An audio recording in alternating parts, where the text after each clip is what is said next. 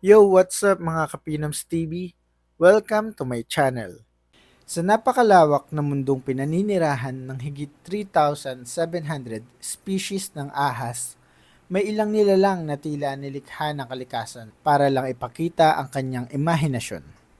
Mga kakaibang anyo, nakakagulat na galaw, at mga katangiang hindi mo aakalain na posible. Sa video na ito, pag-uusapan natin ang 10 pinakakakaibang ahas sa buong mundo. Mga ahas na labis ang pagiging unique mula sa buntot hanggang sa kanilang utak. May mga ahas na gumagamit pa ng ilusyon. Meron din kayang lumipad. Meron namang mukhang mga halimaw mula sa alamat. At hindi lang basta kakaiba. Marami sa kanila ang may napakahalagang papel sa ecosystem. At ang iba na may nagpapakita kung gaano ka-creative ang evolusyon. Habang pinapanood mo ang video na ito, tandaan, ang mga ahas na ito ay hindi gawa ng fiksyon. Totoo sila. Umiikot, gumagapang, at nabubuhay sa mga kagubatan, disyerto, ilog, at mga tirahang hindi pa nararating ng karamihan sa atin. Handa na ba kayo mga Kapinoms TV? Simulan na natin ang scientific journey na puno ng hiwaga, takot at kamanghamanghang likha ng kalikasan. Number 10. Spider-tailed horned viper. Mula sa matutuyong bundok ng Iran, narito ang isa sa pinaka-bizarre na carnivore ng natural world, ang spider-tailed horned viper. Sa unang tingin, para lamang itong typical desert viper. Pero ang buntot nito, ibang usapan na to. Ang dulo ng buntot ay may fleshy appendage na kahawig ng katawan ng gagamba. Kumpleto sa mga leg-like scales, ang natatanging adaptation na ito ay bunga ng milyong-milyong taong ebolusyon at may iisang layunin, ang manglure ng ibon. Sa pamamagitan ng maliliit na pag-indayog, nagmumukha talagang gumagalaw na spider ang kanyang buntot. Sa mismong desyertong halos walang pagkain, ang kakayahang ito ay literal na life or death advantage. Dahil ang mga gutom na ibon ay nag-aakalang may masarap na gagamba sa lupa, hanggang sa biglang sumalakay ang viper. Gamit ang mabilis na pag-atake, na gaya ng ibang vipers, umaabot lang ang atake ng 0.2 seconds lamang. Ayon sa mga herpetologists, ang species na ito ay isa sa pinaka-specialized predators sa buong reptilian world. Bihira ring makita ito sa wild dahil sa remote at dangerous terrain kung saan ito nakatira. Bukod pa rito, mayroon din itong horn-like scales sa ibabaw ng mata. Isang karagdagang adaptation na tumutulong sa camouflage sa rocky terrain. Isang hayop na parang galing sa science fiction pero lubos na totoo at lubos na delikado. Number 9. Flying snake. Matatagpuan ito sa Southeast Asia, Indonesia, Malaysia at India. Ang kadalasang kinakain nito ay mga lizards o butike, small bats at mga birds. Ang espesyal na abilidad nito ay kayang mag-glide mula sa taas na 100 meters. Hindi mo siguro inaasahan na maririnig mo ang salitang ahas at lumilipad sa iisang pangungusap. Pero ganun ang Chrysophilia o mas kilala bilang flying snake. Sa kagubatan ng Southeast Asia, ang mga ahas na ito ay may gliding ability na kasing husay kung hindi man mas magaling pa sa ilang flying mammals. Kapag gusto nilang tumalon mula sa isang puno papunta sa iba, ibinabagsak nila ang katawan, pina-flatten ang kanilang ribs para maging ribbon-shaped wing at gumagawa ng wave-like motion habang nasa ere. Sa scientific studies, nakita na kaya nilang mag-glide ng hanggang 100 meters kahit na wala silang pakpak o membrane na tulad ng flying squirrels. Lumilipad ang mga flying snake dahil ito ang pinakamabilis, pinakaligtas at pinaka-epektibong paraan para kumain at para tumakas sa predators. Ang diet nila ay binubuo ng maliliit na ibon, butiki, at pati na maliliit na paniki. Kapag nakapwesto sa mataas na sanga, ang vantage point nila ay perfect para sa sudden aerial strike. At dahil magaan at highly flexible ang katawan ng flying snakes, wala silang problema sa pag-stabilize habang nasa ere. Sinasabi ng mga siyentista na isa ito sa pinaka-evolved locomotion forms sa buong reptile kingdom. Ang paglipad nila ay hindi milagro, kundi physics at evolution sa pinakamagandang kombinasyon. Dumako naman tayo sa number 8, ang elephant trunk snake.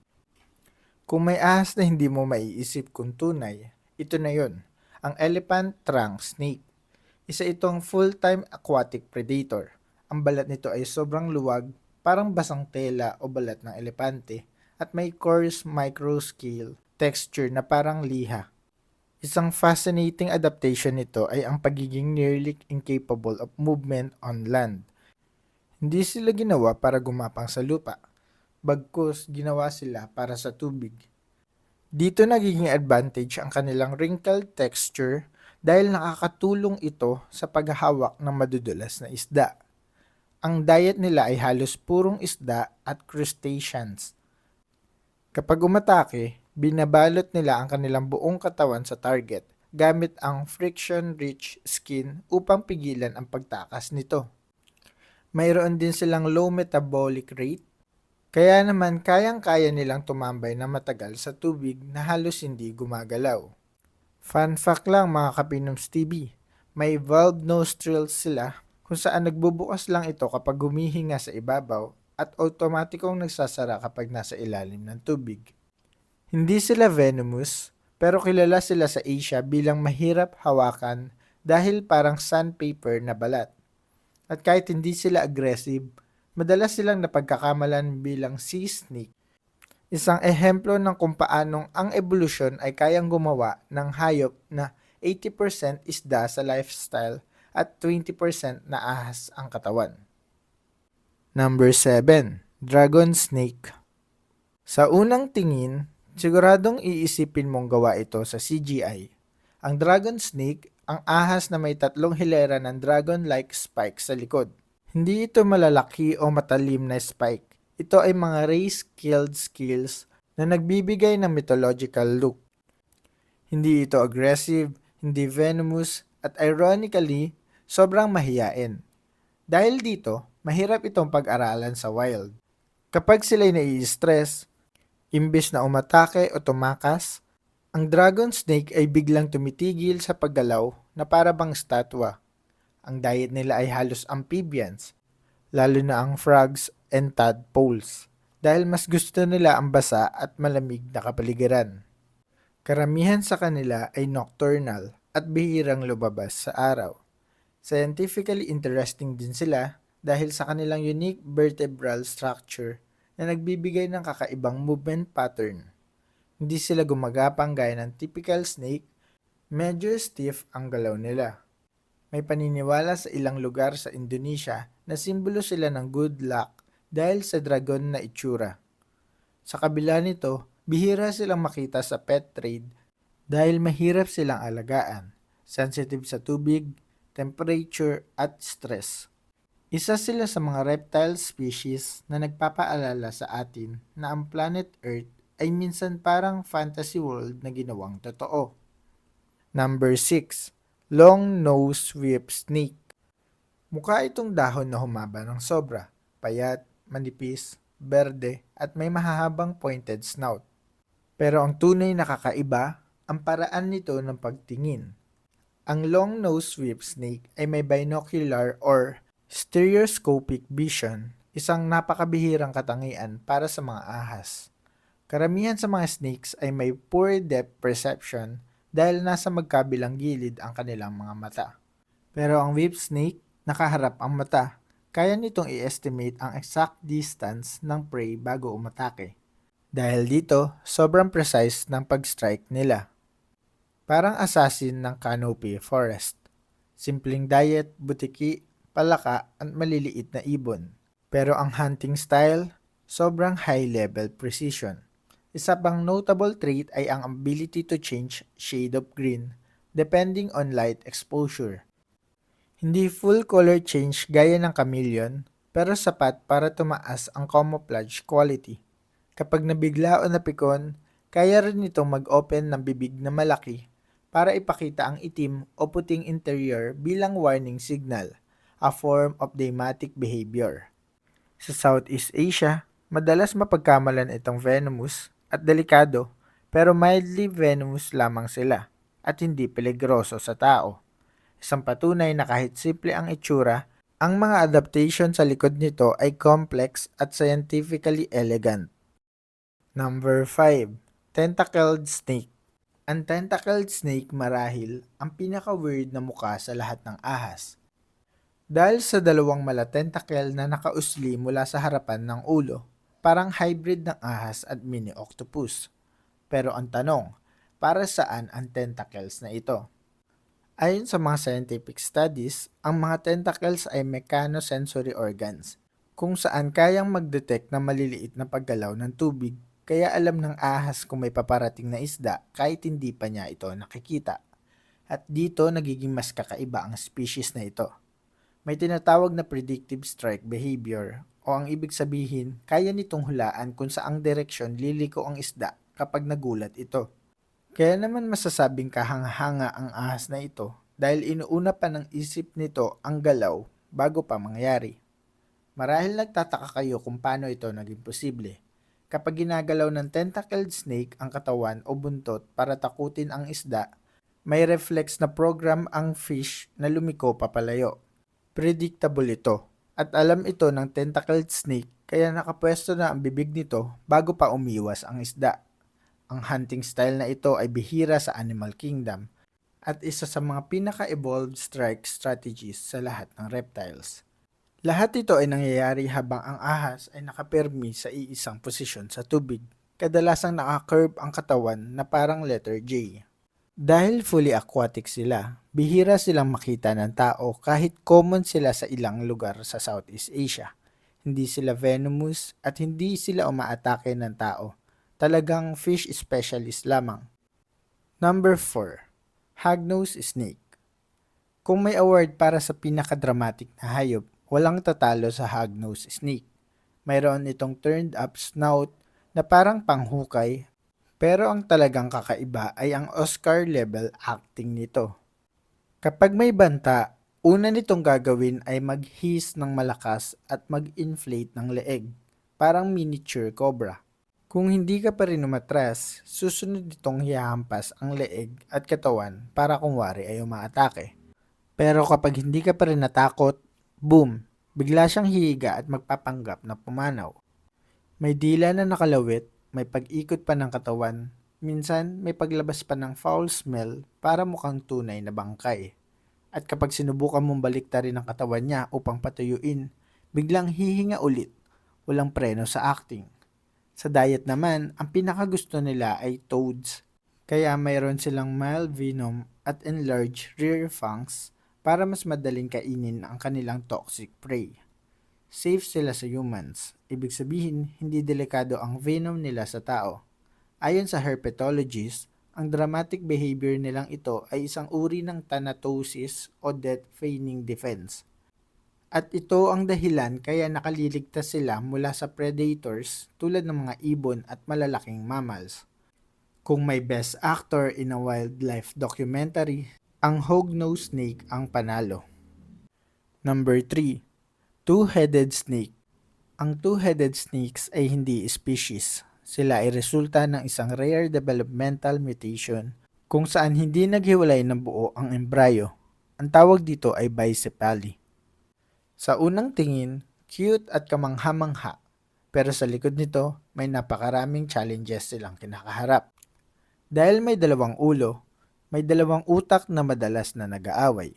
Nagde-debate kung saan sila pupunta at minsan tinutuklaw pa nila ang isa't isa. Kapag oras ng pagkain, ito'y malaking problema.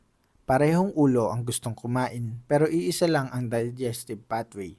Kaya kailangan kontrolado at maingat ang pagpapakain. Sa wild, halos imposible silang mabuhay ng matagal dahil una, mahirap silang gumalaw ng coordinated. Pangalawa, mas mabagal silang umatake. Pangatlo, madali silang maging prey. At pang-apat, mahina ang ability nilang tumakas. Pero sa captivity, napagbibigay sila ng napakahalagang scientific insights tungkol sa neurology at behavior. Marami sa kanila ay umaabot ng 10 to 20 years kung aalagaan mabuti. Ang two-headed snake ay bihira, pero kada ilang taon, palaging may nadidiscovering bago mula North America hanggang Europe at Asia. Isa itong biological mystery na nagbibigay daan para mas maunawaan natin ang embryonic development, neural coordination, at natural mutation. Number 2. Blue Coral Snake. Kung mayroong pinakamagandang ahas sa mundo na sobra ring delikado, walang tatalo sa Blue Coral Snake. Mayroon itong electric blue body na may pulang ulo at buntot, parang neon light sa gitna ng kagubatan. Pero ang talagang nakakatakot ay ang venom nito. Hindi ito ordinary neurotoxin. Ang venom ng blue coral snake ay nagbibigay ng stream nerve firing na nagdudulot ng full body contraction sa prey, halos instant. Dahil dito, tinawag itong killer of killers. Dahil ang pangkaraniwang kinakain nito ay ibang venomous snakes, kabilang na ang pit vipers at cobras. Ang haba din nito ay mas malaki kaysa inaasahan para sa coral snake.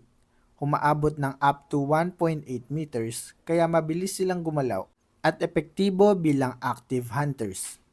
Hindi sila ambush predators, sila ay search hunters. Nag-iikot sa forest floor upang humanap ng kapwa snake. At dahil mabilis umepekto ang kanilang venom, hindi na kailangan pang hintayin ang prey na manghina. Papanaw sila kagad. Bagamat hindi sila aggressive sa tao, sobrang delikado ang venom nila dahil walang first-hand human data kung paanong eksakto umeepekto ito. Kaunti lang din ang encounters dahil malihim ang species na ito. Isang magandang halimbawa ng nature na nagpapakita ng kombinasyon ng kagandahan at matinding panganib. Number 1. Titanoboa. At narito na ang tunay na hari ng mga ahas, ang Titanoboa. Ang pinakamalaking ahas na nabuhay sa buong kasaysayan. Natagpuan ang kanilang fossils sa Cerrejón Coal Mines ng Colombia noong 2009 at nang ma-reconstruct ang laki nito, nabigla ang buong scientific community. Isipin mo ang isang ahas na 50 feet long, 1 tonelada ang bigat, may katawan na kasing lapad ng oil drum, kayang manghunting ng giant crocodiles gamit ang crushing force na higit pa sa modern anaconda. Bakit lumaki na ganito ang Titanoboa? Dahil ang Earth noon ay mas mainit. Ang mga reptiles ay cold-blooded, kaya mas mataas na temperature equals mas malaking katawan. Naninirahan sila sa highly dense swamp forest, puno ng malalaking isda, turtles, at crocodile-like reptiles na siyang nagbibigay ng perfect food source. Hindi sila venomous, hindi nila kailangan. Ang kanilang lakas ay sapat na para durugin ang malaking hayop sa ilang minuto lamang. Kung iisipin, sila ang apex predator pagkatapos ng extinction ng dinosaurs. At dahil wala pang malaking mammals noon, sila ang tunay na ruler ng tropics. Nakakatakot isipin, kung ganoon kainit ang mundo ngayon gaya ng panahon nila, may chance bang lumaki ang mga serpents? Sabi ng siyentista, hindi malabo, pero hindi rin garantisado. Ang Titanoboa ay nagpapaalala na ang mundo na tinitiran natin ngayon ay maliit na bahagi lamang ng dating mundo na puno ng higanteng nilalang.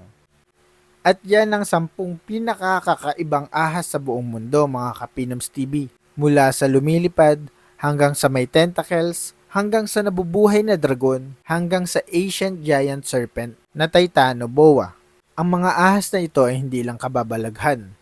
Sila ay patunay ng kahangahangang kapangyarihan ng ebolusyon, kung paano nag-a-adapt ang mga hayop upang mabuhay sa matinding init, lamig, dilim, gutom o panganib.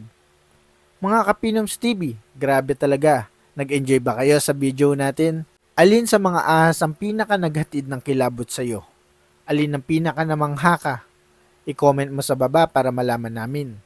Kung gusto mo pa ng ganitong klaseng content na may halong kulay at humor, huwag kalimutang mag-like, share at subscribe sa Pinoms TV.